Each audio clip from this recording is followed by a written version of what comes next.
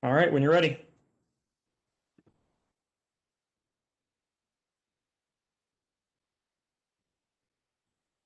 All right. Thanks everybody for coming tonight.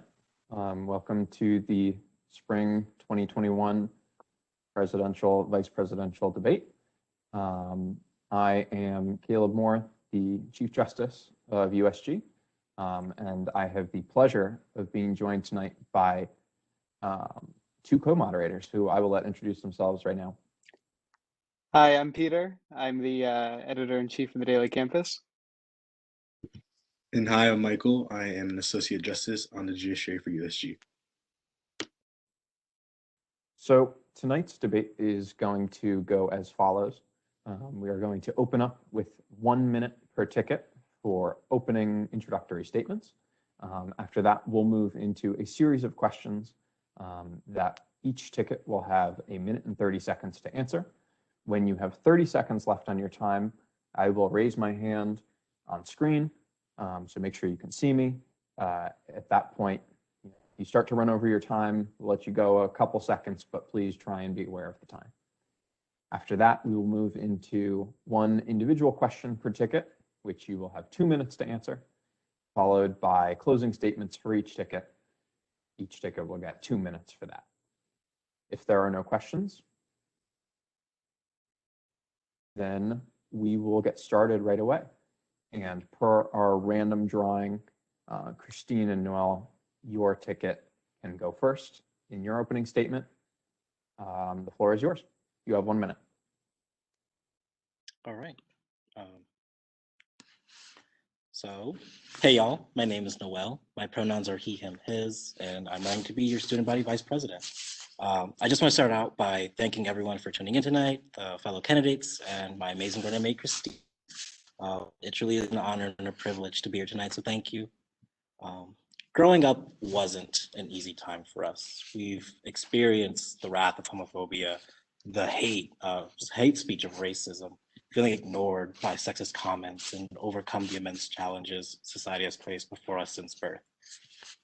Unfortunately, these adversities aren't unique to our situation. These are experiences that many students here at UConn still deal with.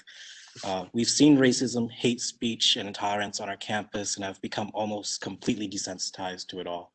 UConn needs leaders that know the struggles that students are facing, who are committed to building a more inclusive and diverse campus, and who know what it's like to walk in your shoes. We believe in and are fighting for all students. We're tired of sitting on the side, continuously being marginalized, and tired of blanket statements.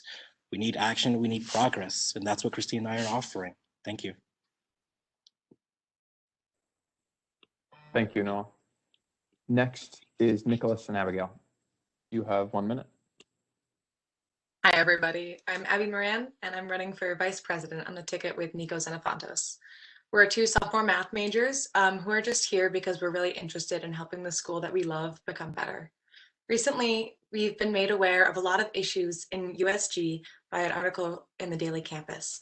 The organization, which stands for Representation of the Student Body, has been picking and choosing between student movements in the name of remaining bipartisan.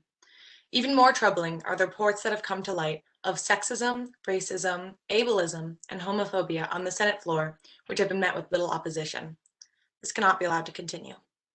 Our main goals in running, whether we're elected or not, are to help people learn about how they can get involved in USG and hold our representatives accountable.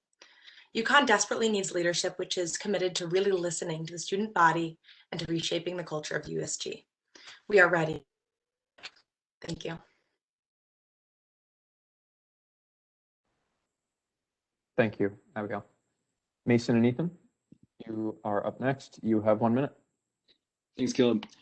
Good evening, everyone. I'm profoundly honored to be here with you all today to share this virtual stage with some of the best and brightest UConn has to offer.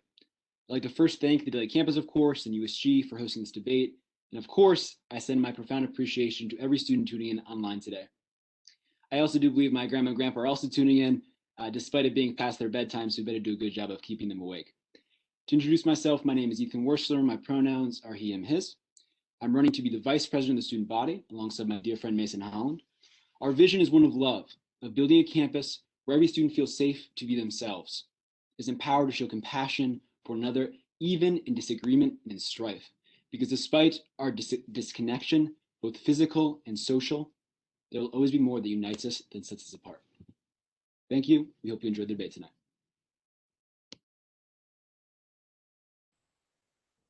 Thank you, Ethan. Now we will move into a set of questions surrounding the COVID pandemic, presented by Peter. Hello, everyone. We're going to be following the same kind of ordering. I'll call on each ticket one by one. But first question. If elected, how will your administration work to reconnect students and reinvigorate the Tier 2 clubs that during the pandemic have been kind of affected negatively and distanced? First, Noel and Christine.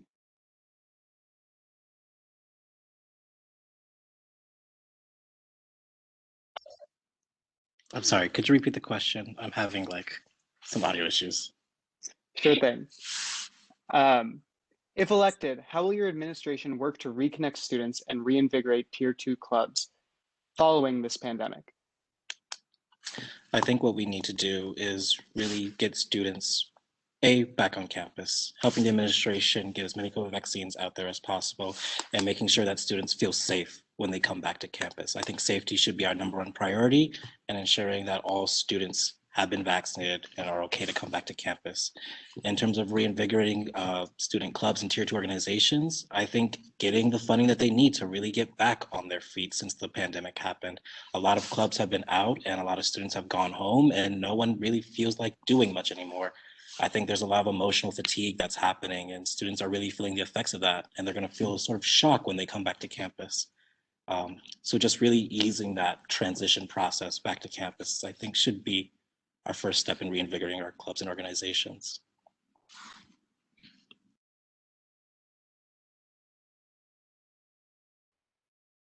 Thank you. Abby and Nico, same question to you. Hey all, and hi Ethan's grandparents. So, I guess what I would say would be, so first of all, echoing Noel's sentiments, I feel like we definitely have to make sure everyone's vaccinated, get all of that done on lockdown. But like one idea I kind of had would be fun, would be like getting a lot of these organizations to do like joint things. Like, I know these are two small ones. Well, I don't think Moon Club's that small, but like, for instance, let's say like the Knitting Club and the Moon Club do like events together, sort of thing where it's like everyone gets to have like a fresh breath now that we're all back. So we do things we wouldn't normally do. So that was just like one example, but I don't know. I think my main thing would be in terms of Tier 2 organizations, getting a lot of them to just kind of like work together in unique ways as long as they want to basically like create kind of new like fun interactions. And as to like the general student body, I know one thing would definitely be and if it's in the fall too, when we can be outside and it won't be that cold, a lot of outdoor activities where it's like you can have a lot of like people together, maybe make up for some of the stuff we missed in the spring. And I think one thing would definitely be everyone would have to be in kind of overdrive. Like for instance, the RHA, like the Holland associations, maybe would have to be in overdrive, and we would definitely help them in terms of planning a lot of these activities for like their specific halls. But I think the big one I feel like would be the club one. I feel like that'd just be really cool to see a lot of the clubs interact in like all these unique, fun ways. Thank you. Finally, Ethan Mason. First of all, Peter, thank you for the question again. Amazing to be here with you all today. First and foremost, I think, what's going to reinvigorate clubs is feeling safe, right? And that's something that's been echoed, by our, the other candidates here, and that's very true. A part of our plan is to work with UConn Health and the administration to try to get the entire to try to get our entire campus that's on campus in the fall vaccinated, making sure that everybody has an easy way and an equitable way to get a vaccine, to make sure that when we come back on campus, we're all vaccinated and we can start that return to normalcy that we want to get back to so quickly. Another part of it, I think, is really letting these groups know, we want you guys to return to what you were doing before, absolutely with precautions, but in a collaborative sense, being creative with the ideas that you have. For instance, I'm an FYA mentor at Scholars House, over the past year, you know, we haven't been able to be, you know, in person and have, you know, indoor activities, but we've had outdoor activities. We play basketball, dodgeball, we play kickball outside, things like that to make sure that people are getting outside and even a little bit of interaction, collaborating with other groups, collaborating with even students that aren't in any RSOs, bringing them in for events. I think that's crucial. You know, people have to feel safe, but people also want to be welcomed back into an environment of connectedness and connection. And I know my running mate Ethan also has something to say on this, so I'll pitch it to him as well. And I'll be mindful of time. Importantly, we have to be ready for the student or RSOs that ask for help, right? And making sure that we have a funding staff that's robust, policies that are updated, and making sure we're able to distribute the funding we need to these student groups that are asking for it. All right, thank you all. Next question. What changes to academic policies, such as the pass-fail guidelines, would you seek to approach to alleviate pressure on students during the pandemic? Noel and Christine, back to you. So I think that something we have to acknowledge with the time that we've had being online for this past year is that students are feeling more than burnt out. They're feeling more than tired. They're feeling more than exhausted, constantly being online. And with the limited options that students that are on campus are able to attend in-person classes, there's still that sense of disconnect and just exacerbated mental health issues. And I think academic and mental health go hand in hand. And something that we're really looking forward to push through is having a mental health crisis acceptable dean's excuse. Students shouldn't feel like they have to prioritize an exam or going to class instead of dealing with their mental health at that moment. I think this is just how, as a society, we're constantly pushing for productivity, and we're constantly validating that more than our own sense of wellness and our own sense of you know, just being okay with ourselves as we are right now. So Thank you. Abby and Nico? So I absolutely agree with what Christine said about mental health and academics going hand in hand. One of the things that we're very passionate about is getting more funding to the Center for Students with Disabilities so that people can get the accommodations that they need if they have depression, if they have anxiety, if their mental health has suffered as a result of the pandemic, as it has for so many people.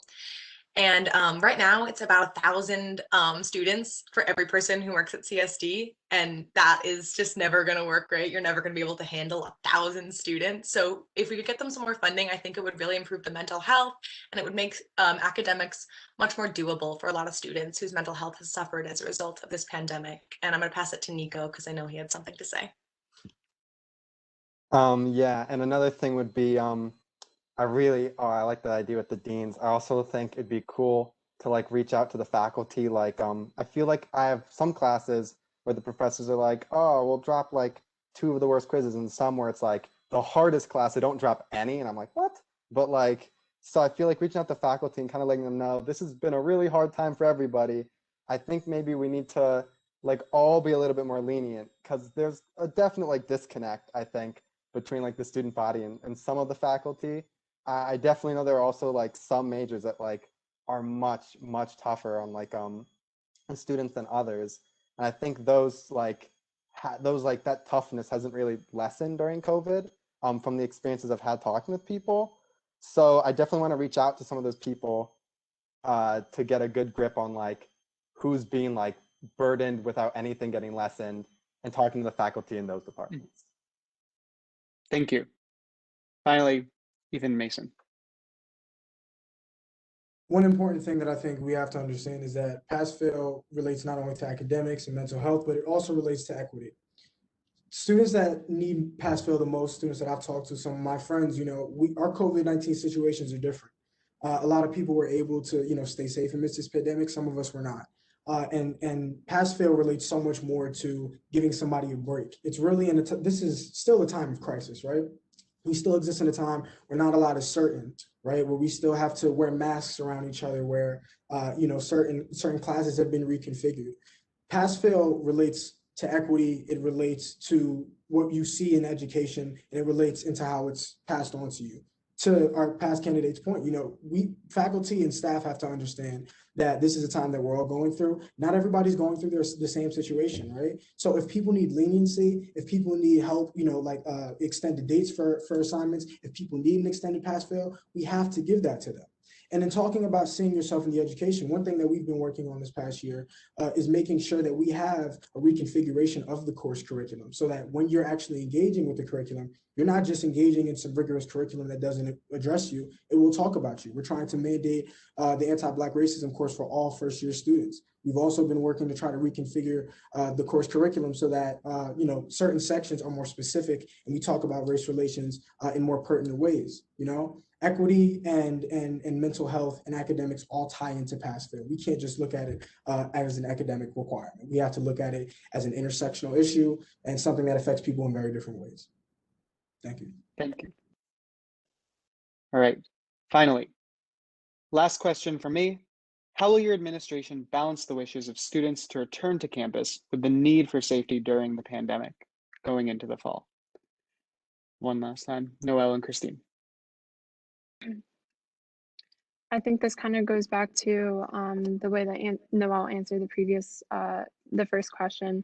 Right now, students aren't feeling safe, regardless of whether they're on campus or off campus, whether they're coming from home. We're all facing our own unique set of circumstances right now where, we can't really relate to one another right now. We're all facing our own set of challenges.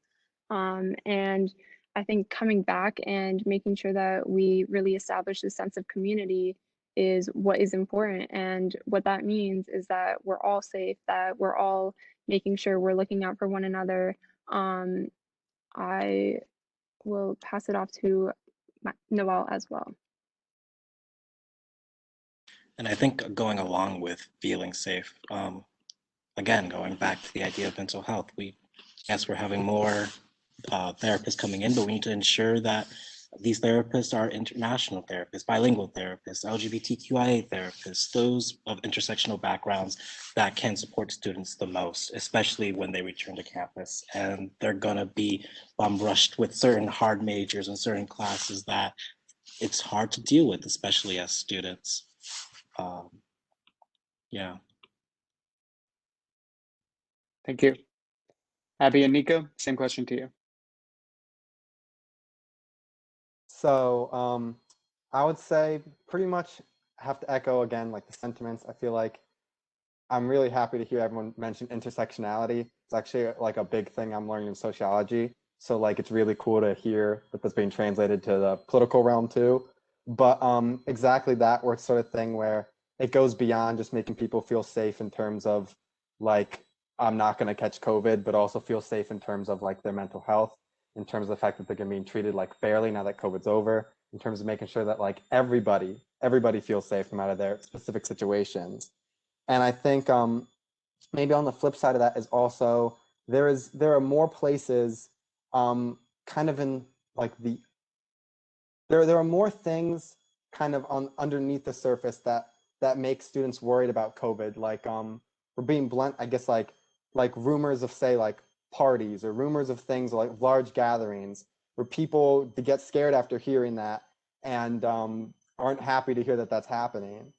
So I feel like definitely addressing some of that stuff underneath as well as something that's being swept under the rug a little bit by like the admin. I don't know if Abby has anything to add.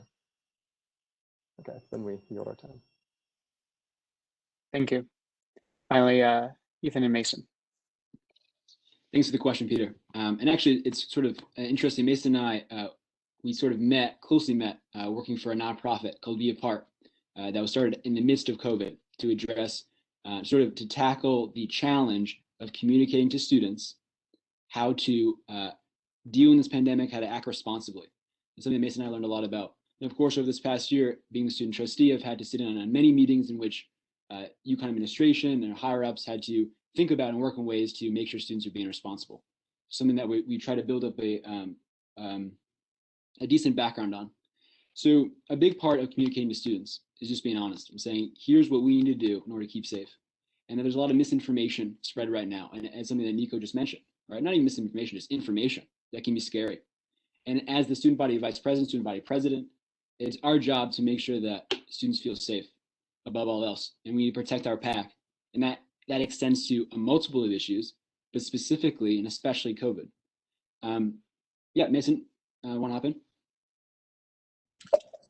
Couldn't have said it better myself. I actually met Ethan when I was on the misinformation team, following those trends on social media. But that's really the crux of, I think, what we have to hone in on, right? There's a lot of miseducation, misinformation that relates to us being back on campus. If we want to return to normalcy, if we want to come back on campus and all be in the same space again and enjoy, the connectedness that we had before the pandemic, we have to be cognizant. And to Ethan's point, protecting our pack, not just being cognizant of our own health, wearing masks for ourselves, but for other people. At the end of the day, people come back to campus not just to see their friends, but also, to get food and housing and to be in a better place. So we have to be cognizant of that. We have to respect that. Thank you all. Now I'm going to give it back to Caleb, who's going to ask some questions more closely related to USG as an organization. Thank you. Thank you, Peter. And again, thank you everyone for being here. I'm happy that everyone is sticking to their times pretty closely. So the first question, and these will be in the same order, is USG has had issues with retention of its members this past year. How would your administration work to alleviate this? Christina and Noel, you have a minute and a half. Yeah, so I think in terms of retention for USG, it all comes down to the overall culture that USG has accumulated over the years. I started out USG in my sophomore year, and that was the last year that I decided to take a break because of the toxic culture that I experienced personally in that time. I think it's important that we foster a community of love, respect, communication, and transparency, that we're giving mutual aid, that we're validating the ideas and initiatives that students and senators are bringing, and that we're really just hearing one another. And that goes from the executive branch to the judicial to the Senate as a whole, and really working with senators and outside sources to making sure that they feel appreciated and valued. Christine, do you want to add anything to that? Yeah, I would also add that this kind of lack of retention comes from a lack of understanding and having respect for one another. Something that we're looking to institute is diversity, equity, and inclusivity trainings. I think we all come with our unique set of backgrounds, cultures, identities that influence the way that we interact with one another. And this past year, being involved with USG, specifically student development, I have seen numerous vulnerable communities being attacked and there being no action for it. And what we're really looking forward is to having actual accountability with not only senators, but public people that enter these kinds of committee meetings as well as Senate. Thank you. Nico and Abigail, same question, minute and a half. I absolutely agree with what Christina and Noel were saying. And it also goes back to what I mentioned in my opening statement. We've heard reports that USG has a serious culture problem, that all kinds of discrimination are very normalized. And, we can't allow that to stand. So what Nico and I are really hoping to put forth with our platform is an idea of, let's listen to one another. Let's try to be kind to one another, because we've got a lot of yelling and not a lot of listening in the world right now. So a bit of kindness, I think, could really go a long way. And I also will point out that you all have seen tonight that Nico is an incredibly nice guy who just wants to know your ice cream flavor. If you do say something that discriminates towards any group, that stops, and he is ready to call out anybody. We're not afraid to get our hands dirty to help out in fixing the culture of USG. Nico, do you have anything to add? Yeah, I will say we're the odd ones out. We're the odd ones out when it comes to USG questions, considering neither of us are members of the USG or like have much experience with it. But that kind of gives us this weird, unique perspective and sense of we just kind of know what the average student sees in terms of USG, and that's a big focus of ours, which is that people need to be held accountable by like the average students, and there needs to be a lot more outreach to the average students. I don't know. I feel like an email should have gone out to this entire student body about this debate, because this is like the ultimate representative, I feel like that would be a good step forward in anything USG related.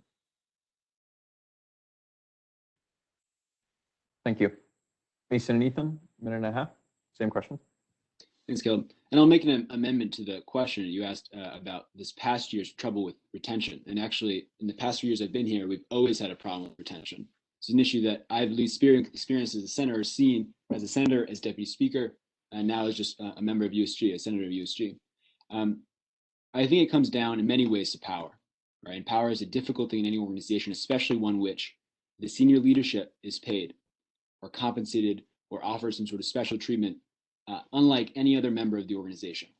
And that to us and to Mason and I is a problem. And in terms of a tangible solution, in terms of fixing or addressing the retention problem in USG, we're thinking, and we're sort of open to it and sort of still brainstorming, but we're open to the idea of a course credit for senators, as simple as that. So senators who donate so much of their time, give so much of their time to the undergraduate student body and care so much, just like any other member of USG that's being paid for their work, we'd love to do the course credit, or even we're open to compensation too.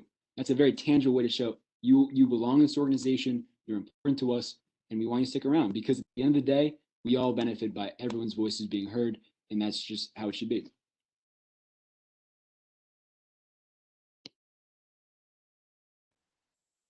Great, thank you.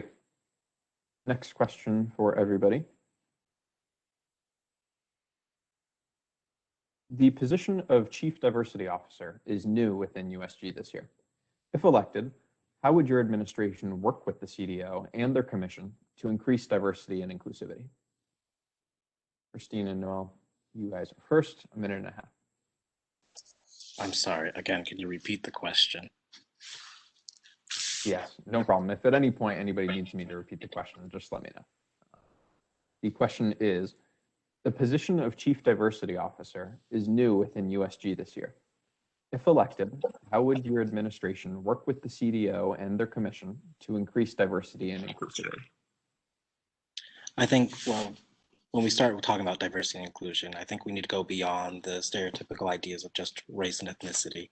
I think this has definitely dominated the conversation, and as it should, given the events that have happened in the summer, but we also need to make sure that we're looking holistically at the intersectionality between all the differences when we're talking about diversity and inclusion. We need to ensure that we're not just, that we're implementing trainings given to all departments about Black history, Latinx history, Indigenous history, Asian American history, but also how to be, I don't want to say tolerant, because I don't think tolerance is enough anymore, of being tolerant of LGBTQIA individuals.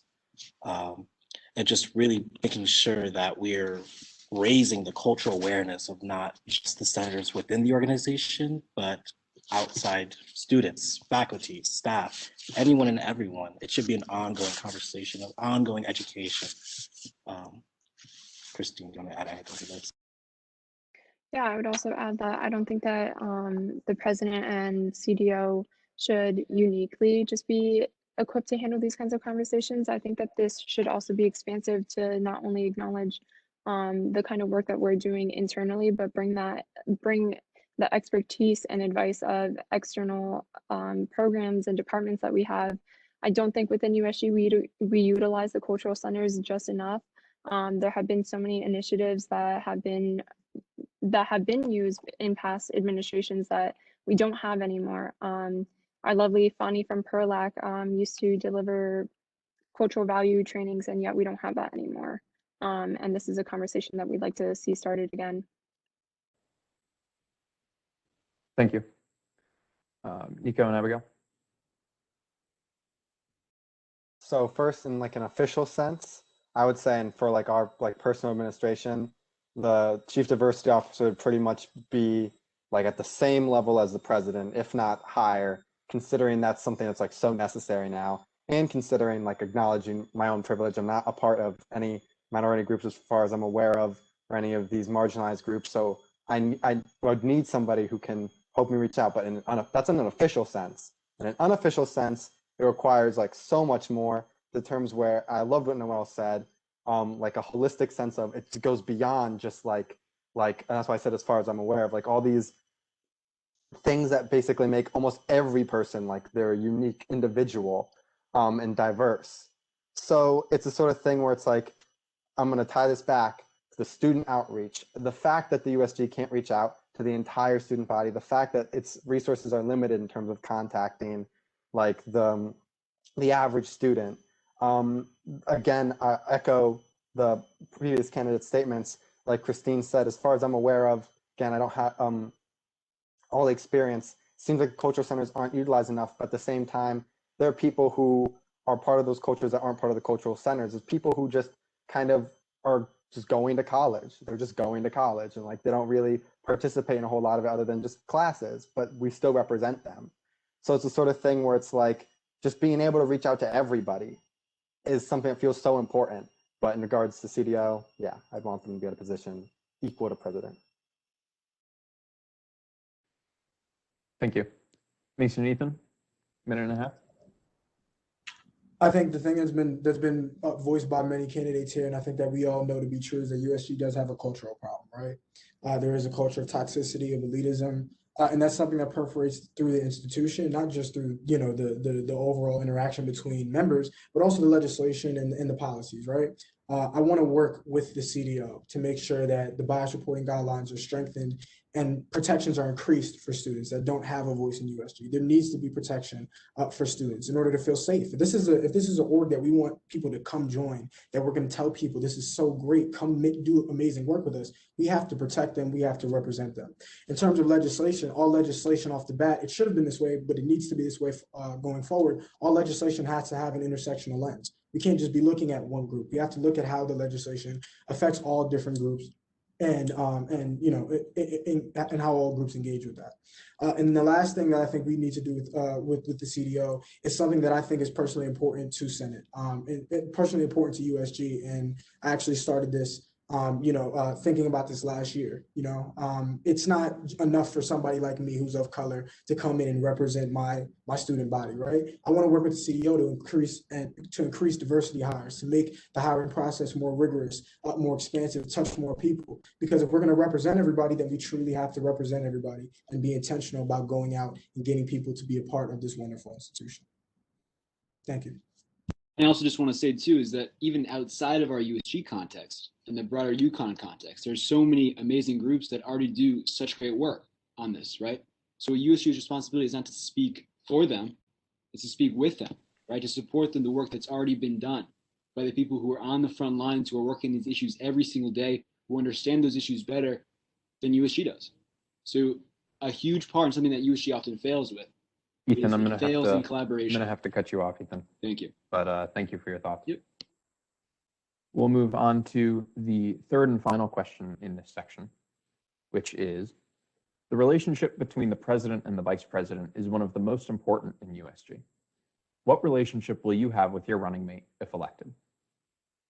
Christine and Noel, you guys are first. Minute and a half. This is a strange question because I absolutely adore Christine. We met freshman year, and I think what really gravitated me towards her was, even though we came from two separate places, we had this, I don't want to say strange, this immediate connection of like a mutual understanding of the marginalization, the hatred, being the person, rather than sitting at the table, we're the people that are bringing the dishes to the table. We know what it feels like to feel these pains and these injustices, and we see them every day, and I learn something from her constantly. She's constantly inspiring me, and I have the utmost faith that she will do an amazing job as president. I think she has a vision that really is all-encompassing for all students, in spite of any adversities or differences. I'm a huge fan. I'll admit it. I'll say it. You know what I mean? She convinced me. Christine. Okay. Sorry. I guess I will also add, I think something that really like gravitated me towards Noel is just the way that we're able to relate to each other, and just where we come from, this place of resiliency and adversity. We're constantly pushing off of each other to inspire and empower one another. And that's truly what we believe in. Empowered students empower students. I believe that wholeheartedly. And I think as diverse students, we're constantly fighting for more initiatives that, just we lead by example. And that's what we're hoping to bring to the table. Thank you. Nico and Abigail, time starts now. We have a bit of a similar story to Noel and Christine. It looks like we also met freshman year in the same dorm, and we became friends really, really quick. And I can say absolutely that I am running for vice president because Nico is running for president, and there's no one I'd rather support. He charms everyone he meets. He's so genuine. And at first you're like, why does this guy want to know my favorite ice cream flavor? Why is this guy asking me like just what your favorite animal is? It's because he wants to know. He genuinely wants to know. And that genuine kindness is something that I value so much. And I think that it should be valued more in a political context. And that's why I'm here. I'm here to fight to get that in the door. And we definitely have a bit of a relationship where he's the dreamer. He wants to be nice to everyone. He's got all these ideas. And I sometimes, pull him back down and say, all right, here's the steps we take to get to that. So it's a good balance between, I think, those two traits. Nico, do you want to add anything? Yeah, first of all, I figured my face would get like red at this debate because like I get embarrassed sometimes, but like I'm blushing now. Didn't expect that one. But like I don't know, pretty much everything Abby said. It's just like the reason I reached out to Abby was because of the fact that Abby's kind of like my foil in the sense where it's like if I don't know, if I'm like I can't think of a good example. I except the one I've used before, which is like if I find like a cool rock to skip, I don't know how to skip it, but Abby always does. But like I'm the one who finds the cool rock. So it's like, I don't know, we kind of need each other to find cool rocks to skip. Weird analogy, but I don't know. I really like Abby. Thank you. Mason and Ethan. Let me just start out by saying Ethan Werstler is my brother. And I agreed to run with him because he actually approached me because I think so highly of him. I met him actually this past summer, when I was a part of the Defund UCPD steering committee, and he was working within the institution of USG. And we used to talk to each other back and forth about all these things that USG could be doing differently, how paired our advocacy groups could be with the institution. And we would dream about them. We'd spend hours upon hours talking about them, not lying. We'd spend, up until like 4 a.m. talking about it, right? And one thing that, that three things that tied me to Ethan to be a partner with me, beyond the fact that we represent two sides of activism at UConn, are honesty, accountability, and work ethic. I always appreciate the fact that Ethan's going to tell me what needs to be told, right? Because we're here to figure out and solve definitive objectives. We can't do that if we're trying to save, each other's feelings, right? We need to be honest with each other to get what we need to get done. Accountability in terms of talking about if you know that you're wrong, right? And owning up to that and moving forward because as people, we make mistakes. And then the last part, and it's the main reason why I wanted Ethan Werstler on my ticket, is because of his work ethic. He's a doer. He's not just somebody that's going to say something nice and flowery because it sounds good. There's substance behind everything that we talk about. Check our resume, check our platform. Everything that we talk about, everything that we've pushed, we've done before. And that's something that I see within him that's tied me to him as a brother, as a partner, and as a president to a vice president. There's nobody I would rather run with. Thank you. Our next section is going to be presented by Michael Christie. Questions surrounding social justice, race, and diversity. Michael. Thank you everyone once again for being here. We're going to go in the same order again as we have been going. And here's the first question. With the recent increase in hate speech, anti-Semitic, and racist attacks on UConn's campuses, how would you lead USG and the university in cultivating a safe and inclusive environment for all students? Christine and Noel.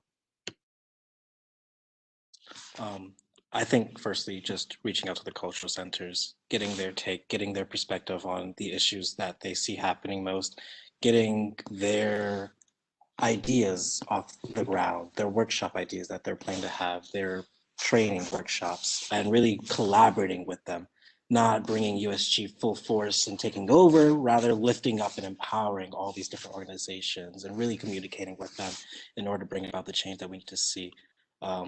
Christy and I were talking to a few students earlier about the anti-Semitic incidences that have happened on campus. And it's honestly disgusting that these sorts of acts are still happening in this day and age, especially on our campus. Like I said before, there is no more room for tolerance. Ignorance is no longer an excuse. And we need to call out these acts for what they are, and we need to really put a plan of action in place. We need to start doing stuff. I'm tired of sitting on the sidelines. I'm tired of marching, and I want to see actual action happen. And I feel like that's what Christine and I are offering. I would also add that I think what we're really looking forward to, or something that I wholeheartedly believe in, is acting proactively with education. Yeah, I don't think that it's enough. Some feedback that we all know, whether we've taken the course or we've heard it from other students, is the 1 credit anti-Black racism course is not enough. It does not do Black racism justice. It does not do the Black experience justice. And we need to expand these initiatives to not only encompass the Black experience, but the Latinx community, the Asian American community, the Indigenous community, and all other communities that have faced injustice. Thank you, Christina, Noel, Nico, and Abby. So the first thing I would say is exactly what Noel said about lifting people up. There's like a phrase we kind of have, which is pretty much like ask, listen, and then help act. You know, USG shouldn't be about being the one that necessarily like leads in terms of like taking over, but letting other people lead and giving them our resources and giving them our help. And I think a big one is definitely that it's, first of all, the reaction time is so slow by the admin, and it's just so frustrating. But it shouldn't even be about like the reaction after the fact, but changing the culture before. And that's why, like Christine said, like adding the courses beyond just the 1 credit course that we've all heard about in terms of Black history, but for like all the marginalized groups, or like Latinx, like LGBTQI, QIA plus 2, and like even as far as like disabled students, like every group needs to be represented in some way, in an intersectional way, beyond just like a seat at the table at USG, and academics, in regards to sustainability on campus, in regards to mental health, sort of thing where if we really want to step up and stop these things that have been happening for some reason, like we need to be addressing the culture more so than like the reaction afterwards, even though the reaction afterwards is also just a mess. But Abby, do you have anything to add? Thank you. Mason and Ethan. What I think is important in responding to bias incidents such as this is that, you know, not that USG responds when these incidents happen, right? USG should not go to create these relationships to address these issues. They should be relationships already created and fortified prior, right? So in reaching out to these groups, it's not, like a big brother reaching out to little brother. It's a friend reaching out to a friend saying, how can we help in this situation? Something I think USG has to be involved in is seeing through the process of if a group wants institutional change. If there's something institutionally that can be done, USG should take part in it.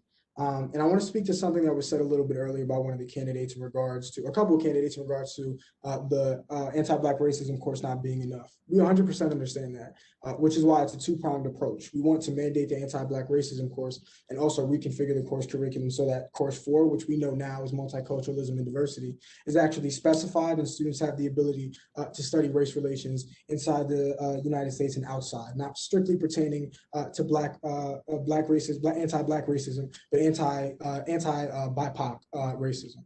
If USG is going to be an institution, USG has to function as an institution, passing legislation that allows for things like course curriculum to be made into existence, passing legislation that opens doors like statements of position to other legislation, being very, very crucial and being very, very in tune with what will really change things. Because you can say a bunch of things. You can come out with a message, a banner, a flyer, right? But what's going to stand longer than we all go to this institution is institutional legislation.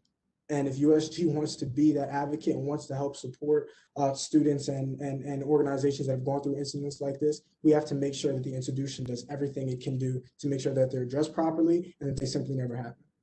Thank you.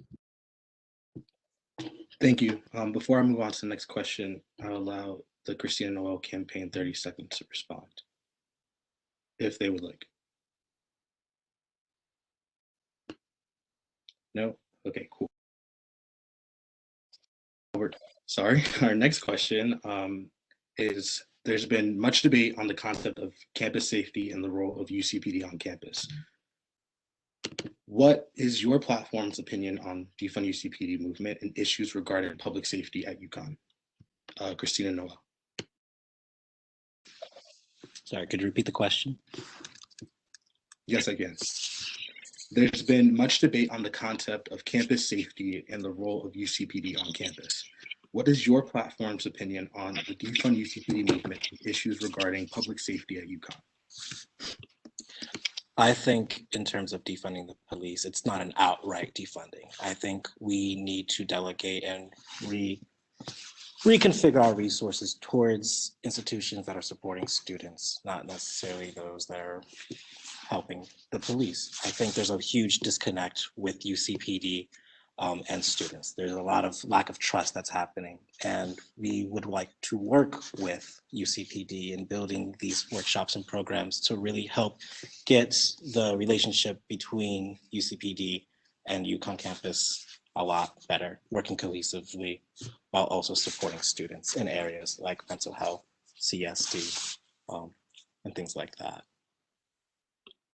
Yeah, I would also add that our platform is not afraid to say defund UCPD. I believe that this is essential to like listen to what the community wants. In this whole year, there has been too much debate, too much yelling, as it's been explained, and USG has been taking a nonpartisan stance on this issue, but we have to address police brutality within our communities and understand how this has infringed upon the rights of individuals that have for too long felt unprotected and have felt violated by police. And it's unacceptable that when we need mental health crisis interventions, that UCPD is the person that shows up at the door. We need to better equip our mental health staff to address these interventions to better help our most vulnerable BIPOC students. Thank you. Nico and Abby.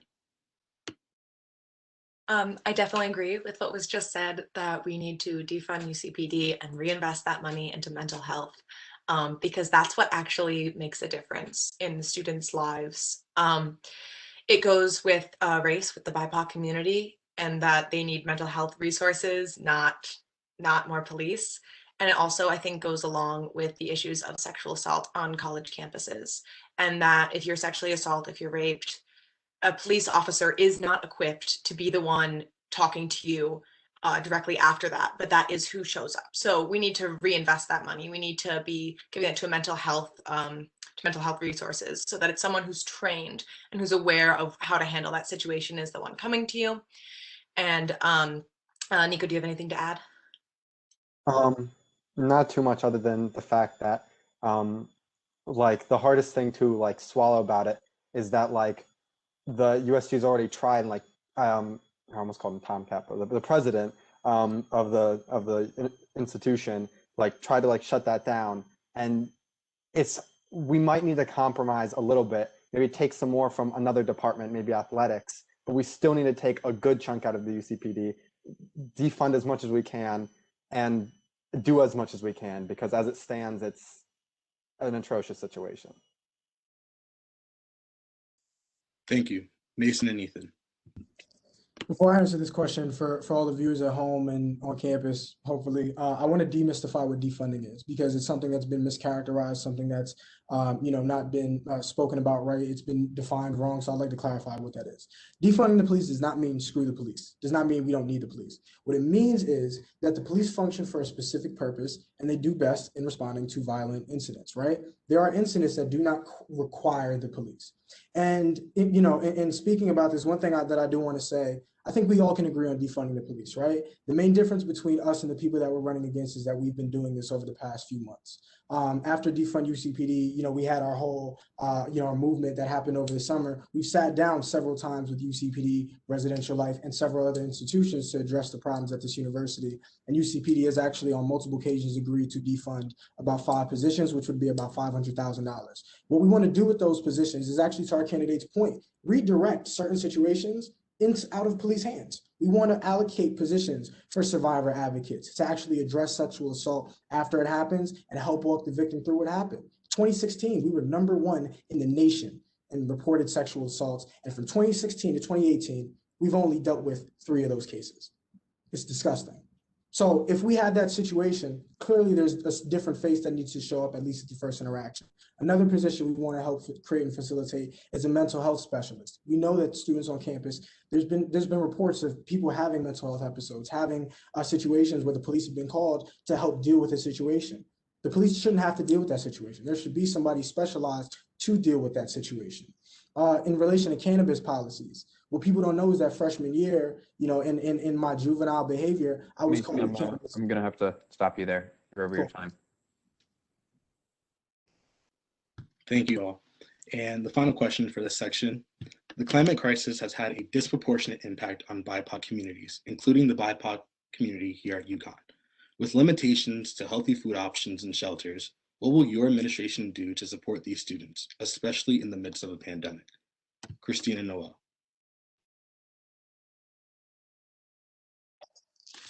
One of our initiatives is definitely getting a food bank. I think food insecurity is probably one of the biggest challenges that's coming along with students, especially along with homelessness or home insecurity. We really want to reach out and make sure that we're providing adequate resources for students on a consistent basis.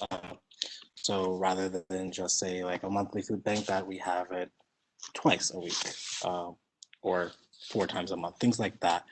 Just making sure that we're really implementing the resources that students need and we're getting it there, and we're collaborating with dining services. Sorry. Yeah, Christine. I think this also goes back to relating to the fact that we need to give back to the communities that are most disproportionately affected by environmental justice. Our BIPOC students are women. They are we are not only seeing this within COVID, but also with the intersection of environmental crisis, where we're going to be facing exacerbated issues.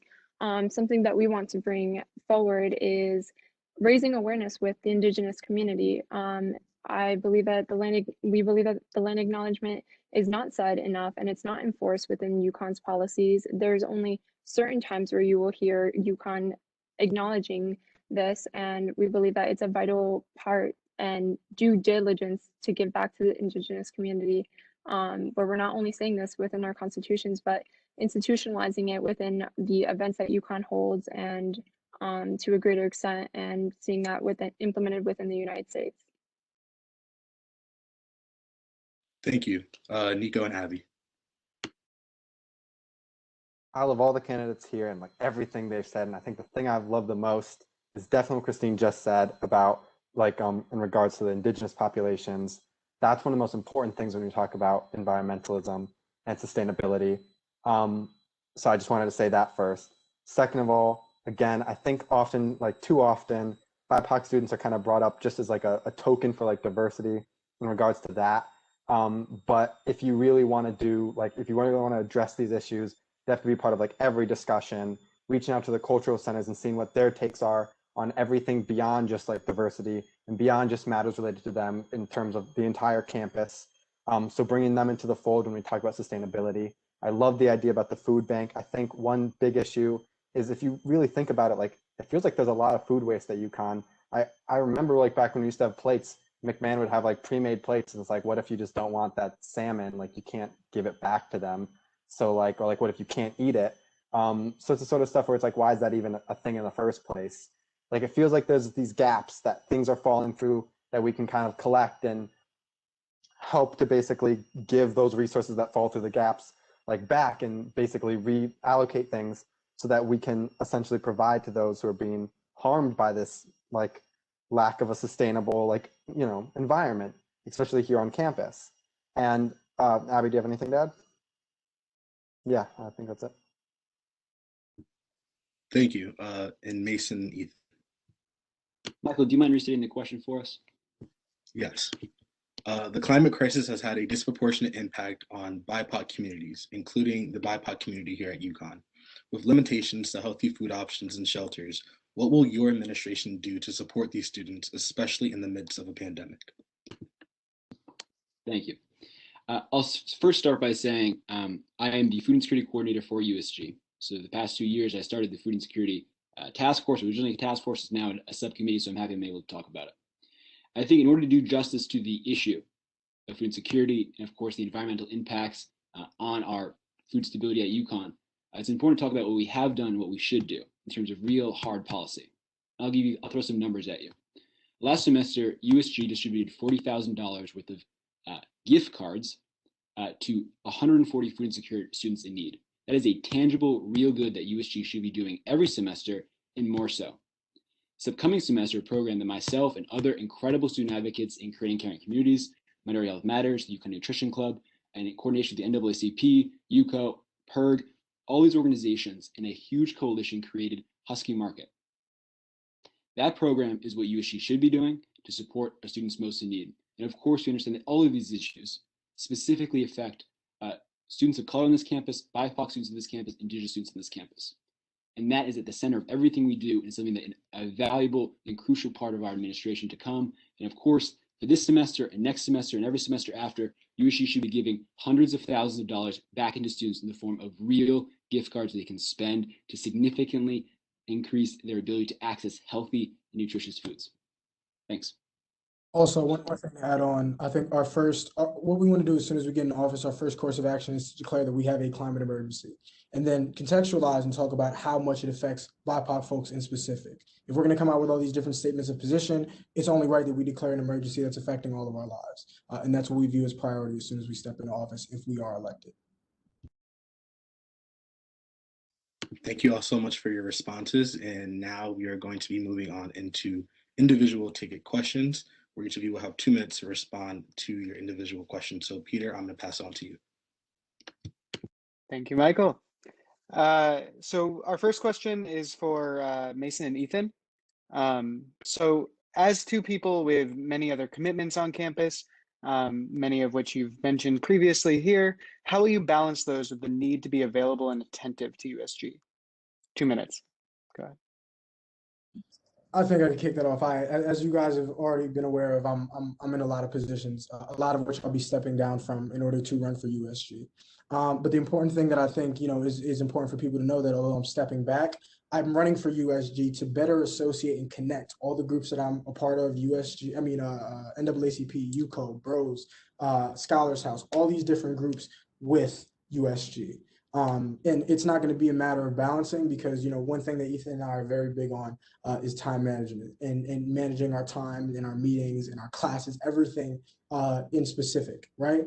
Because if we're going to have this huge list, if we're going to have, you guys have heard a lot of initiatives that we have, right? If we're going to have a lot of these initiatives and these meetings, we need to be able to coordinate and we need to be able to schedule and structure them. But in terms of balancing, it's not something that I think people need to be worried about. We're very attentive to balancing the time commitments and to being everywhere we say we're going to be, and that's what we are going to do. In preparation for today's debate, I watched over some of our previous debates that USG has hosted, and I was reminded by that question of something that Fabio Sacamano, our current comptroller, said in one of the debates. He said, "If you want to get something done, ask a busy person." And Mason and I are busy people, and we're going to get things done. We're going to get things done because that's what we've always done. And as president of the student body, as vice president of the student body, or whatever position that we hold next year, hopefully we'll be those two if we do a good job here tonight and get people out to vote. It is imperative and it is crucial that Mason and I understand that we, above all else, will put the students first. We'll put this organization first, an organization that we love, that we have devoted, at least in my experience, devoted my life to for the past 3 years. And I'm happy to do that as a student body vice president. And I know Mason is happy to do so as a student president. Yes. Thank you. This is our life's work. This is what we dedicate most of our time to. So believe us when we say that we will do what we came to do, what we say we're going to do. Thank you. Thank you both. Our next individual question is for Nico and Abby. And your question is this. As a ticket with little prior experience in USG, how will you create a knowledgeable team that can hit the ground running if you're elected? You have 2 minutes.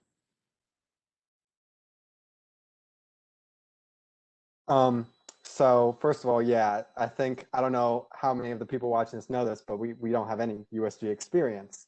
And so to address the direct question in terms of how to make a knowledgeable base, well, I mean, as far as I know, every candidate here is pretty awesome. Like, I don't know, everyone has really good ideas. they're all pretty similar, but like some are different. Ethan Mason definitely know the very specific things, throwing a lot of numbers and like specific legislation acts. And Christina will have like a lot of this heart and like a lot of personal experience. I feel like I don't know, like I don't think it's possible to have like 3 presidents, but like kind of like, I don't know.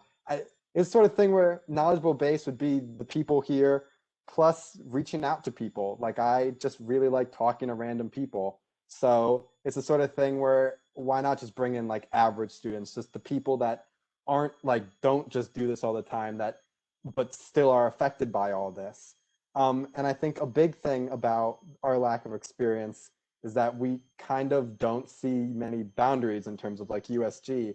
We're kind of stepping into this saying, here are things we want to get done. We're going to push as hard as we can. We have no ties to this organization. We hold nothing to them.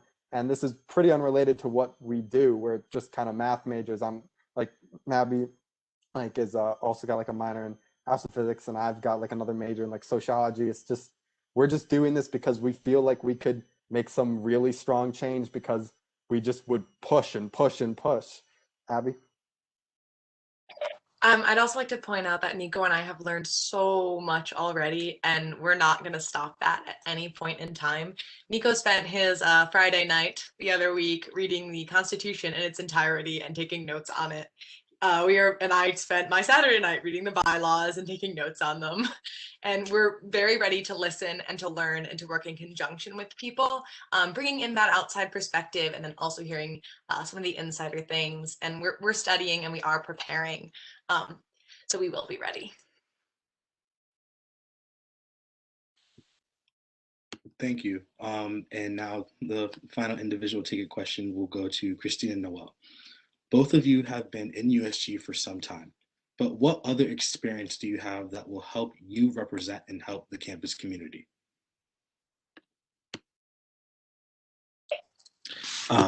So for me personally, I'm a pretty active man on campus. I was an orientation leader for 2 years, ushering in the classes of 23 and 24. Currently working with the Office of Diversity and Inclusion and their onboarding work group to really diversify not just the orientation program, but admissions, again, looking at the university holistically. I'm also a PAC leader, giving lectures and seminars on issues like sexual assault, stalking, and intimate partner violence. I like to think that the work that I do is work that directly affects students on an individual basis. And I want to take this passion for helping students on an individual basis to a much larger scale and to get a broader stroke of really being able to cultivate a community for UConn that's inclusive, that is diverse, and is genuinely showing the values that we want to represent as a school, as a university. Yeah. I would also add, kind of going back to where we know each other from, we're both two public health learning community alums, and that's where I definitely say I first learned my home away from home and where I found my community and what I understood what it meant to have support and love, and not just out of friends trying to find this community, but genuine love and friendship. And that's what we're hoping to bring to USG. I think that's something that's been far more removed from USG for far too long. And extensively out of that, I am currently the vice president and academic chair of Lambda Theta Alpha Latin Sorority Incorporated. It is under the Intercultural Greek Council, something alongside Panhellenic, which doesn't get a lot of representation and it doesn't get a lot of attention because we are culturally based sororities and fraternities, and we not only deal firsthand with the numerous identities and backgrounds that are on our campus, but we actively engage within the community as well. Thank you all for those. And now I'm going to throw it over to Caleb for audience questions. All right. Thank you all. You're all doing a great job so far. These next questions will be returning to that same format, 90 seconds per ticket per question. We are going to start off with the first question, which is this. What is your plan to invest in mental health services at UConn, considering that cultural stigma, lack of providers, and financial issues exclude many students from those services? We'll start with Christine and Noel. So I think the university has finally heard our call to not only implement and expand the therapists at Shaw. With the current plans, tuition rates are increasing by 2.2%. And with that, there will be an addition of 4 mental health clinicians as well as 3 health educators.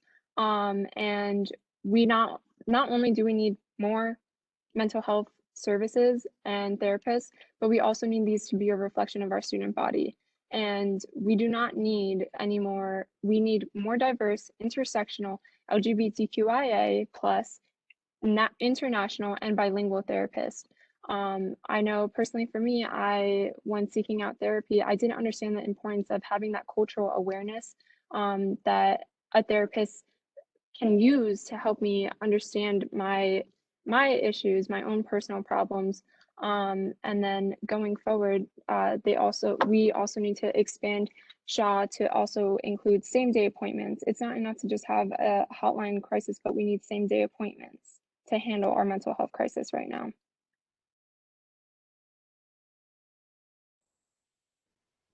Thank you. Nico and Abby, same question. I absolutely agree with what Christine said. We definitely need to be expanding the therapists that we have. They need to be diverse. And also we definitely need to work on making them affordable because all students need to have access to this. And also it's another way that BIPOC students are discriminated against, the fact that they are less likely to have access to those resources. And then additionally, one way that we can fight the stigma is having a conversation about disability and mental health, because those two often go hand in hand.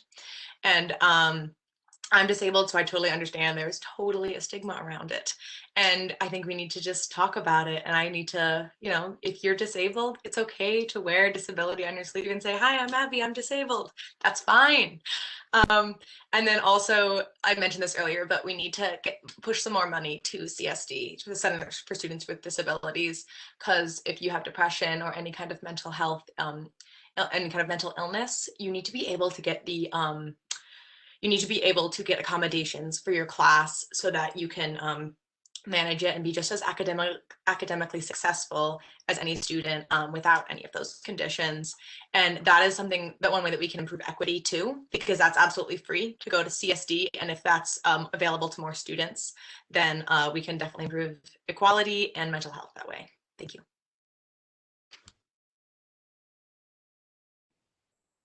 Thank you. Mason, Ethan? Thank you, Caleb.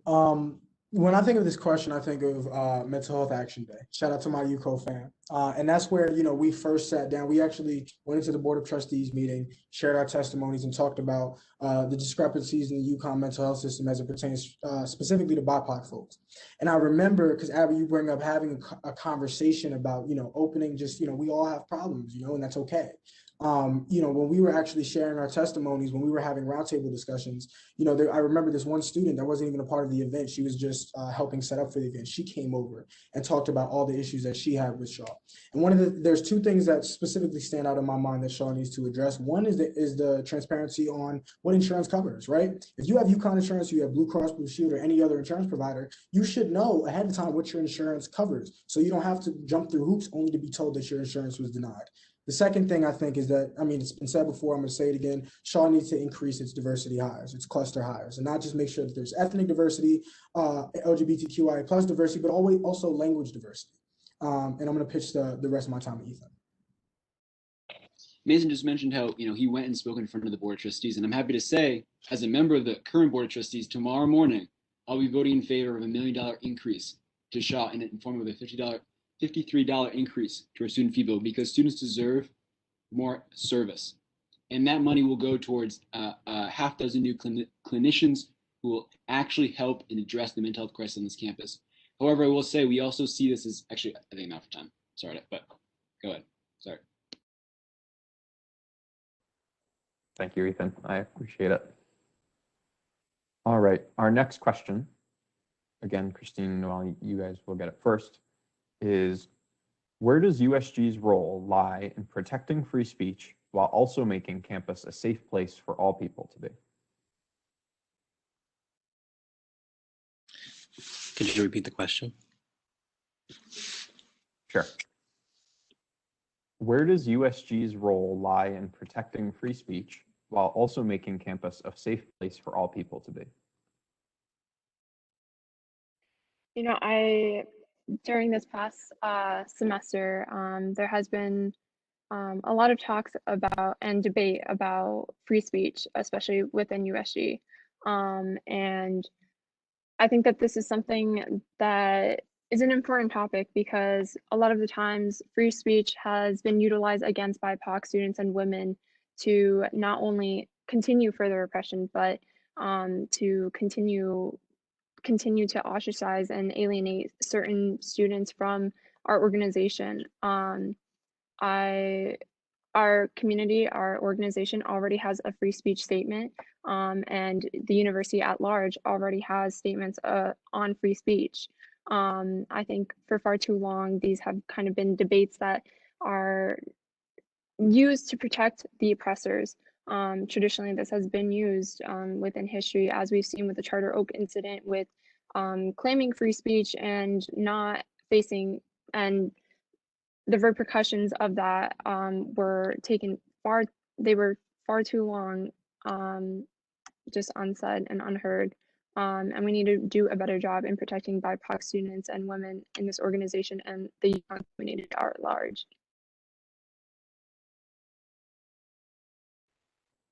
Thank you. Nico and Abby, go ahead. This is one that bothers me because people take free speech and they're like, I can say whatever I want and say horrible, awful things. And again, like everyone said so far, especially targeting towards like the BIPOC community, LGBTQIA+, towards like the disabled community. It's the sort of thing where there has to be a line drawn in the sand at some point where you say like, this is free speech and this is just hate speech. And I feel like a big thing is that it's hard to draw that line on like a large organizational level because as far as I know, it is because no one's done it yet. But it comes down to creating a culture. So at a personal level, somebody says something and you look them dead in the eye and you go off because that's not something someone says. To the point where like, it's just the culture has to be to the point where it's no longer a matter of like, oh, someone's saying this and they can say it because they have free speech. It's somebody says it and then there are repercussions. So far, all we can really do is like the repercussions of like, well, you lose a lot of people's respect probably, but there has to be more serious repercussions. There has to be something taken away from people in the sense of just, I don't know, or something given to them. Maybe not a punishment, but like education. Because at the end of the day, people just don't know. They don't know how hard they're hurting people. They need to sit down and have a conversation with the people they're hurting. And there has to be a line drawn in the sand. And people have to be taught at some point. Thank you. Mason, Ethan? So I want to read a specific clause in the Student Bill of Rights in the Constitution. It's specifically Clause 5, and it notes a safe, inclusive, and welcoming environment that condemns all bias, hatred, and violence is accessible to people of all races, ethnicities, sexual orientations, gender identities, abilities, religions, spiritualities, nationalities, and socioeconomic statuses, and all other identities. And I say that to clarify again what Nico said. Nico, you took the words right out of my mouth. There is a fine line between what is free speech and what is hate speech. If we get elected, we plan to work with the CDO to actually clarify what that line is. There's no reason where, as me, as a sponsor of a bill, as an author of a bill, I should come in to a setting to pass that legislation and hear a senator say that all lives matter and be protected by, the bastion of free speech because of that. I don't agree with that. We plan on working with the institution to address and actually clarify what each individual thing means. In understanding where USG is at, there's not a lot of understanding of what that line is. We need to be the ones to clarify that and let people know this is what's okay, this is what's not okay. These two are mutually exclusive from each other. Ethan, you want to go at it? Sure. And I just want to say that at the end of the day, free speech, at least in some form, is good for everybody. It allows students of color on this campus, marginalized communities on this campus to speak up against power when they see it. It allows student activists to go to the UConn Board of Trustees and share our mind, right? However, Mason and I think most of the candidates are committed to figuring out that line. where it's too far, where it actually hurts students. And that's the line that we got to find. And I think we do that not just in terms of our leadership, but also codify it into our Constitution, into everything we do. Thank you. All right, thank you all. Our next question is, how will you foster an inclusive environment within USG? This includes BIPOC students, women, people with disabilities, and all other marginalized groups. Christina Noel. I think this just starts by having a conversation with people, getting to know people, really genuinely having those real talks with people, and hearing their ideas, hearing their initiatives, hearing their concerns, and not just filling their head with empty promises, but actionable. We need to be proactive, and I think that's what Christine and I are offering. We desperately want to hear from students constantly on a consistent basis. And it's important that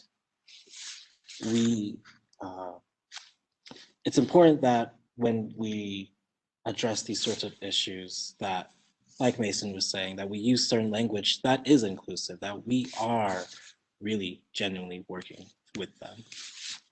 Christine.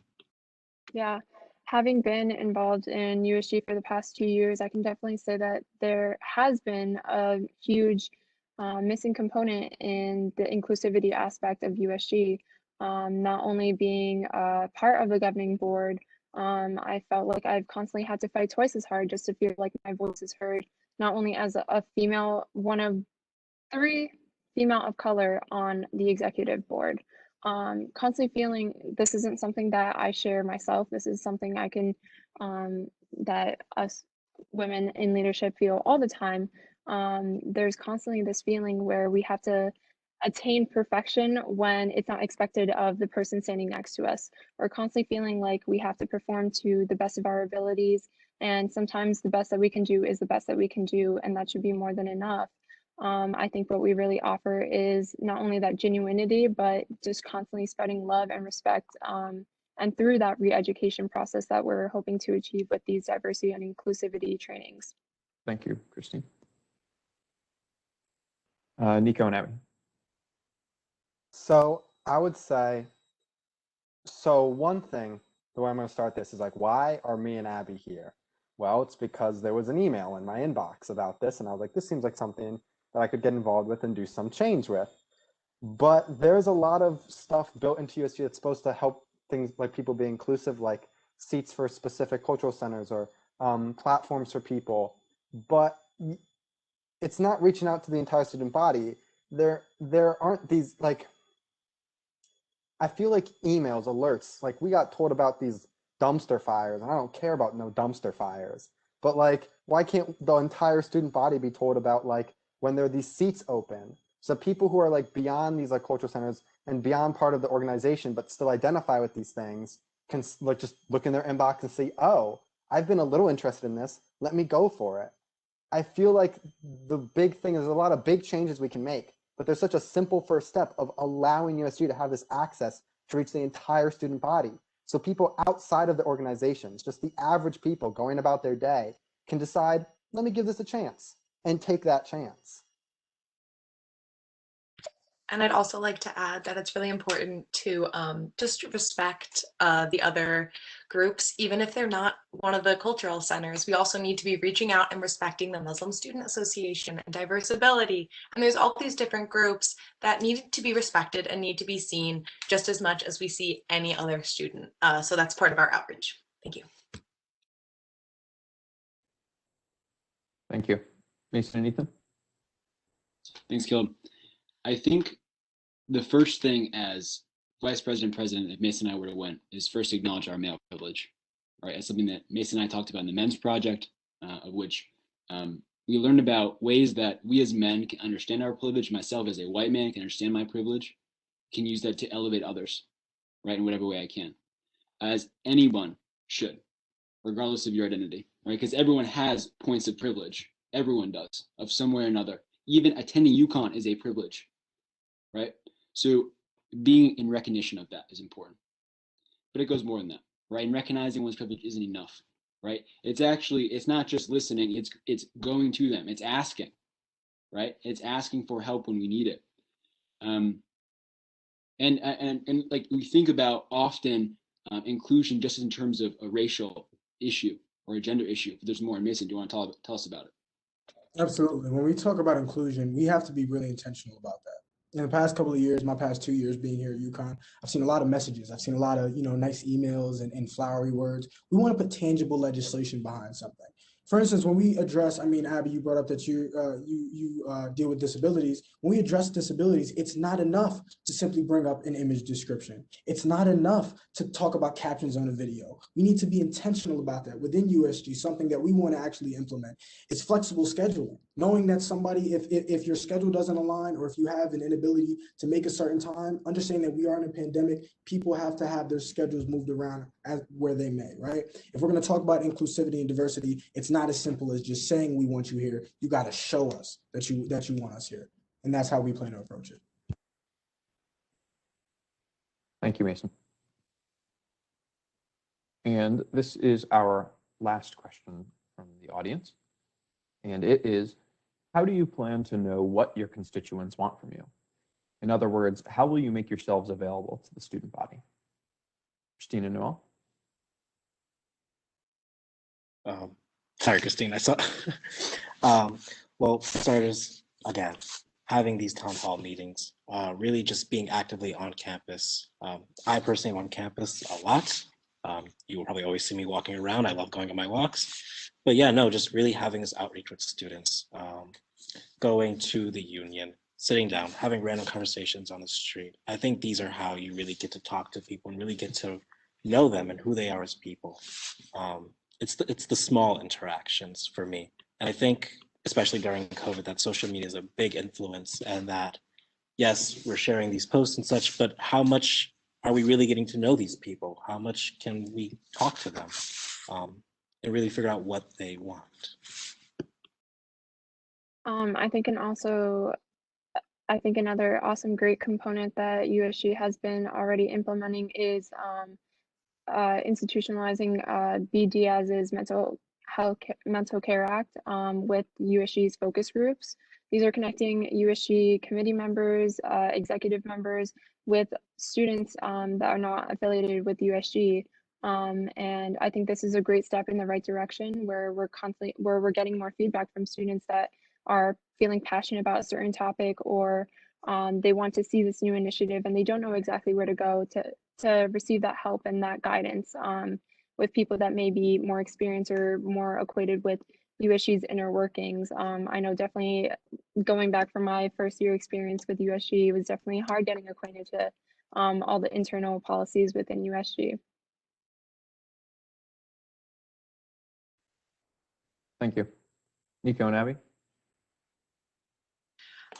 So something that I think that USG needs to be doing a bit more of is advertising the ways that students can get involved, because there are a lot of ways students can get involved, right? Students can go to committee meetings, they can propose amendments to the USG Constitution. And yeah, that's something that not a lot of students know about, I don't think. So that's something that we need to be pushing that information out a lot more often. Nico and I have talked about, we want to send out more frequent emails, so that would be something in there. Just making it known that you can be a part of this. Even if you're not a part of USG, if you're a fee-paying undergraduate student, you are just as much welcome here as any senator. Nico, you have anything to add? Yeah, and it goes, we've mentioned emails a lot, but it goes way beyond that too, because the fact that social media is great, but like I've said, there are people who one thing we don't take into account is a lot of people who actually don't use it.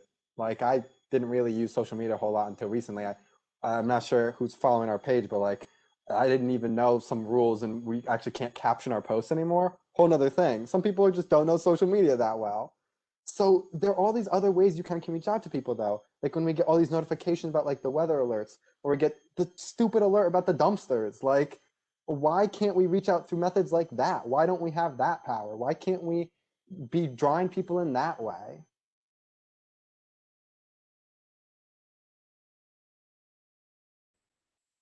Thank you. Mason and Ethan? Thank you, Caleb. So in making ourselves accessible to these groups, first and foremost, we already have, right?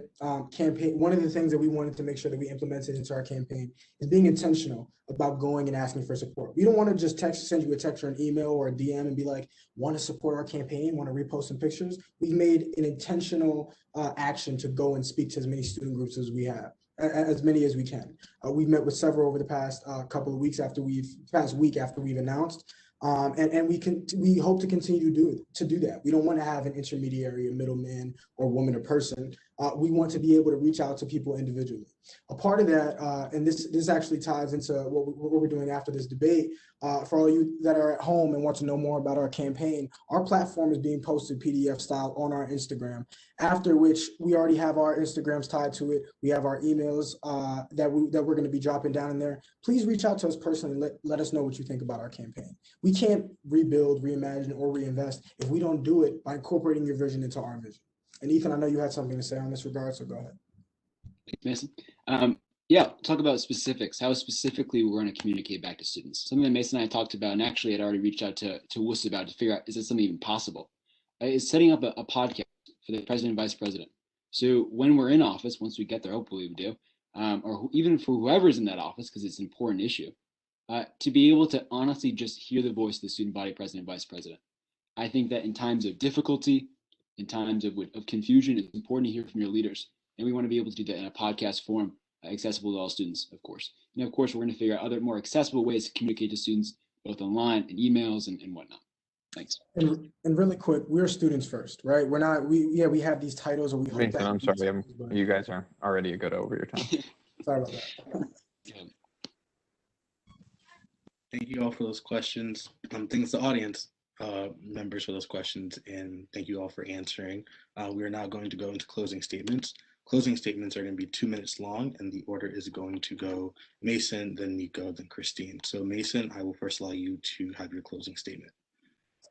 Thank you, Michael. So first and foremost, I want to thank the Daily Campus and USG for providing us with this medium to share our ideas and initiatives. And secondly, I want to shout out our amazing campaign team for making this entire thing possible. Couldn't have done it without you guys. Now, when I think of the role of the president of the student body, a certain quote comes to mind. And it's a quote I remember reading a time ago on social media when I was stepping into the role of student council president at my high school. And before entering that role, I was in a position where night in and night out, I would sit and ponder on what type of leader I wanted to be, what issues I would focus on, and how I could make a lasting impact that would stick around far longer than I would. And then one day it hit me, and I remember it like it was yesterday. I was scrolling through social media, looking at friends' posts and memes, nothing really specifically. And then I came across a post of a person, and they were giving a TEDx-style presentation. And I remember on that post in stark white, with a stark white background and black lettering, it read, "Be who you needed when you were younger." When I was a first-year student at UConn, I saw so many issues I wanted to help change. I saw the way that mental health was a service that seemed to take a back seat at the university. I saw the discrepancies in residential life policies and campus policing. I saw the issues in the culture of USG, as well as the potential for amazing student advocacy. And as a first-year student, I felt powerless to change these issues. I was young, in no leadership positions, and I wasn't even an in-state student. However, that was then, as this is now. And as I sit before you today, my goal is to be the leader that I needed back then, that I would have wanted to represent my peers and I. And to be frank, this election is not about us. This is about you, the people watching at home, the students. We're running for you, the 18,847 undergraduates that attend UConn currently, and those who will attend UConn in the future. We're asking you to trust in our vision, our leadership, and our ability to bring people at this university together to accomplish wonderful things. Now, from March 2nd to March 4th, when you cast your votes, ask yourself, what do you need? Who represents the vision you want for you, your peers, and future Huskies? Let's take that next step together and elect myself and Ethan Werstler to be your next student body president and vice president. Thank you all for allowing me the space. God bless you all. Thank you, Mason. Nico, you are next. So I guess I'll start by saying again, thank you, Daily Campus, and everyone here for helping us with this. You guys are really awesome. I mean, it's like a Tuesday night. There's so many things you could be doing. It's Mooyah Tuesdays, could get Mooyah, but you're here, so that's amazing. So the first thing I want to say is also echoing, I think Ethan Mason said this before, we tried reaching out at the start and then realized we don't really have that many followers, so nobody really reached out. But you can always DM us anything on Instagram. We'll try to respond. We'll do as fast as we can, and like, of course, as honest as we are able to. So anyways, there's really not that much that's special about me. I'm just kind of like a person. So what that means is that, like, I don't know, I'm just kind of the average, like just an average student. Like I said, I started running just because I saw the thing in my email, like about you can run. And the truth is, I just did it because I was like, why not at first? But then I started learning about USG and about how much it does, about how like it controlled, I think this past semester, like $1.7 million in funding for like tier 2. It basically passes legislation that goes to like the desk of the admin. And I was like, how do people not know about this? And that's like the sad reality, is that it's hard when you're in USG to look outside the USG bubble and realize there are so many students who aren't part of these organizations they're working with and aren't part of USG. And no matter like as much as you think you can do, you're not really going to reach out to them. It's just because a lot of people are just, they're just people like me. I'm just, I don't know. And like, the reason I stayed in was because, well, honestly, I'm kind of scared. It's like a lot of work. And like, there's so much other stuff I could be doing, like baking bread or like playing video games. But the thing is, like, it makes me sad to think that like things will just continue and there wouldn't be these fundamental changes that need to be made in order for just the average person to basically be reached out to. And I don't know, I think that's one thing we often forget, is that just like a lot of people, college is just college, and I don't know.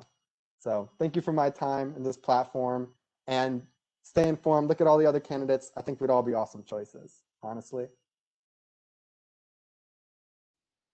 Thank you, Nico. And finally, Christine. It's an honor to follow up after that. That was great. I first wanted to take this time to thank Kayla, Peter, and Michael for moderating this event for us all. I also wanted to acknowledge all the love and support Noel and I have received from our friends, mentors, and families throughout our campaign. You all know who you are. Y'all inspire me to be the best advocate and activist I can be. Thank you all for that, all that you have taught and instilled with me. With that said, I also want to take this time to acknowledge those that can't be here with us tonight. During this past year, our community has been plagued with more grief and loss than one could ever imagine. I'd like to take this time as a moment of silence for the Huskies, friends, and family our community has lost. Para Andre Evangelista, siempre va a estar en nuestro corazón.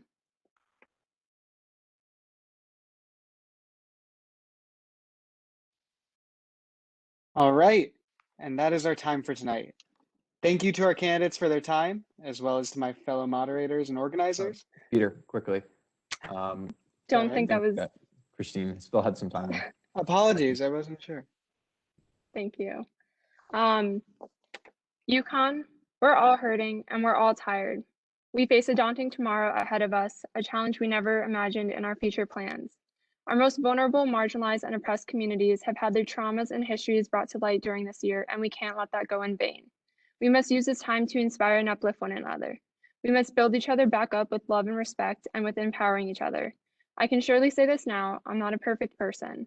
I'm not always going to be the best I can be. I won't always have the perfect speech as seen by my numerous setters throughout the night, but that only makes me human. The difference is, despite it all, I still care, and I'll still fight and advocate for you all. I believe in the human rights of all, and this is what we're fighting for. This campaign is for the Latinx individuals who felt like they were too white for the Latinx Hispanic population, but too Latinx for the white population. This is for the LGBTQIA plus individuals that continue to feel ostracized in a heteronormative society. This is for the female identifying individuals that had to speak louder in the room just to feel heard. I'm doing this for survivors who still may not feel comfortable on our campus, or those of us who are still coming to terms with our trauma. This is for my family who fled from a tyrannical dictatorship to build a new life for themselves and our family. And this is for younger me who constantly Americanized my name to fit the Anglo tongue. My name is Christine Jorquera, and I'm ready to be your next student body president. Thank you. Apologies for not catching that. That, however, is our time for tonight. Thank you for our candidates for their time, as well as to my fellow moderators and organizers. A special thanks to our captioner, Jamie Huchin, for live captioning the event. And to our viewers, be sure to go out and vote for president and vice president, as well as for comptroller, chief diversity officer, and any open senator positions, March 2nd through the 4th, noon to noon, on vote.uconn.edu. If you'd like to watch this debate again, you can find it on the UCTV YouTube channel. Be sure to also follow the Daily Campus's continued coverage of the USG elections, including our videos and written recaps of this debate and our interviews with the presidential candidates this weekend on dailycampus.com. Remember to use your voice. Go out and vote March 2nd through the 4th. Thank you and have a good night. Have a good night, everybody. Have a good night, everybody. Have a good night. Thank you all. Good night.